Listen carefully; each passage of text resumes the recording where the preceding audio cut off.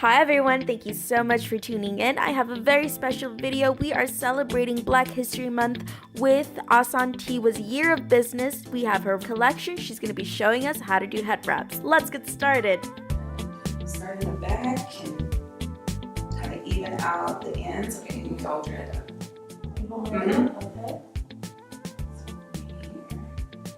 Your first step is just to tie a knot. Like your first step when you're tying your shoe.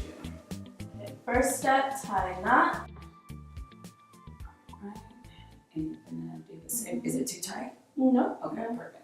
You're gonna do it one more time. So this is a really nice fabric. It's like nice and thick and sturdy. Yes, yes. It's funny you said it because that is the main, that's what you can tell is different besides the awesome colors and patterns and things.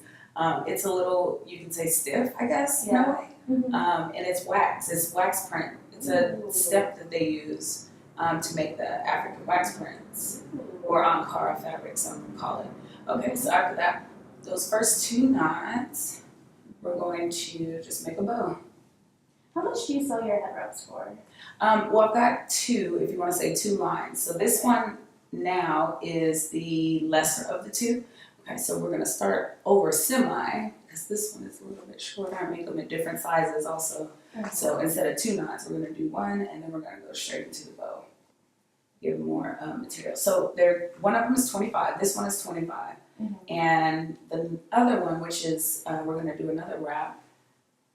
That one is the fabric is a lot more silky, shiny, kind of, almost like, I wear it any time of the day, but it could be like, nightwear, to go out, if you want to say, it brings more attention in a way. But those are 35. So all of the wraps are 2 yards long. Okay, so maybe I'm going to tell you the step that I'm doing now, because I am doing something different. Okay, so for the bows, you just tie that second one like you were tying your shoe, and the little bunny ears that you have, you're going to just kind of pull them out a little bit, like that. Right. Pull them out to give them the shape of a bow. You might play with it a little bit, and you tuck the ends that are going to kind of be sticking out. Now, if you're afraid of, kind of something on your head and it going all different directions and which way, then you're going to have to get a little comfortable with that. But it's not uniform because they're all going to look different. That's what's unique about them. Everybody's, the way they tie it or how it comes out sometimes doesn't look exactly like, the other. So we're going to turn it. Let me see, which way I always turn mine to the left, but some people like their right side, you know what I mean? Better. This is my left side. Okay, I like the left you like side. it? Okay. And it holds its shape. That's what I like about it too. It holds the shape. It doesn't flop down, kind of like the other material. Okay, so check it out. Ooh. And we pull it down a little in the back. So your bun is in the top, kind of gives it its height. Okay, and do you normally have your ears poking out? So it depends on the person. I know people that like their ears to be out, and some like them. I like mine to kind of tuck. It's halfway. It's kind of tucked in. If you want to say the traditional way, how women from Africa, how they wear it, their ears are normally all the way covered, and the only thing you can see are the earrings that are sticking out. So if you want the top part, down more, I do. Okay. You can. I'll show you. You kind of. So you do that. You don't do your bun as high. If you want to say, you can do it a little bit lower, or just leave. No, don't put it in a bun. Just leave it how it is, and you hold your head down. So are head wraps for all hair textures, or are some better? So I'll say with the hair textures, because between yours is more, it's looser, loose curl. Yeah.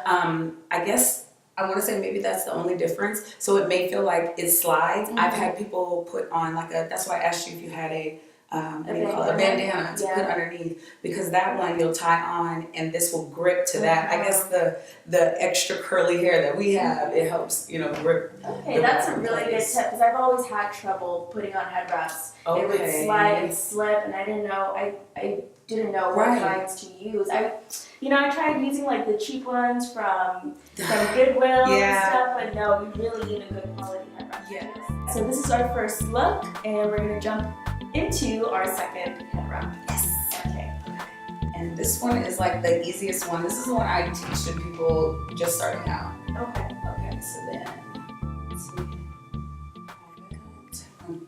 moving my hands down to the ends, because when I have my head down, hold the back down. Yeah, there you go, put your hand there. And then I'm going to come up here, sorry. It's okay. To switch the two. Okay, now you can hold your head up. This is supposed to be like. Do you want to send it over, or is this still? No, it's good. It's okay. Because you just have to pull it back. You're just Okay. getting it to where your hair is kind of up in there. Alright. And now, yes, we have different textures, and I'm like, my hair normally doesn't fall out like that, but it's doing perfect. It's doing perfect. So you can continue to hold it there if you want. This is new for both of us, but I like it because it gives me some training here. With my hair, like, it'll get knotted everywhere, and it's just a big frizzing mess at times. And we have the same, I mean, we can be the same on that end as far as the hair, yes. We have to, I don't like using the word tame because, you know, we have different hair, of course. It's not just straight and falls all the way down. It, I believe, is the only hair that defies gravity. Yeah, I love volume on hair. Yes, I don't like it to be flat. Make a statement, be loud. Exactly. And I think throughout my life, or maybe a lot about me, is I like to make a statement with everything. I mean, but a good statement and to have meaning behind it. All right, so we've got it all in there, and we did the first tie. We're gonna do a second tie, and now this one I've left a little hole at the top, if you want to say. I'm gonna tuck something in there. Oh my gosh! So pull that real tight. How's that feel? Okay. Oh, it feels good. Yeah. So the ends here, I'm going to kind of gather them, and I'm going to. See, I'm kind of twisting it. I'm tucking it into this hole that's on the top. Okay. Okay. And you're gonna do the same thing with this side. Tucking, gathering the ends, and tucking in here. And it's so comfortable. Yes, they are. They're awesome. I mean, they serve a lot of purposes. One, they make that statement, and two, they're a good protective style, like from the weather, or you know, if you're just washed your hair and you want to, you know, you put some conditioner in there. Of course, you would wear something underneath so you don't stain your fabric, but yes. So yeah. So everything is just tucked inside that one hole, and you kind of rouge it out so that it fills that spot in. And then again, you can turn it if you like, or leave it at the front. What do you think?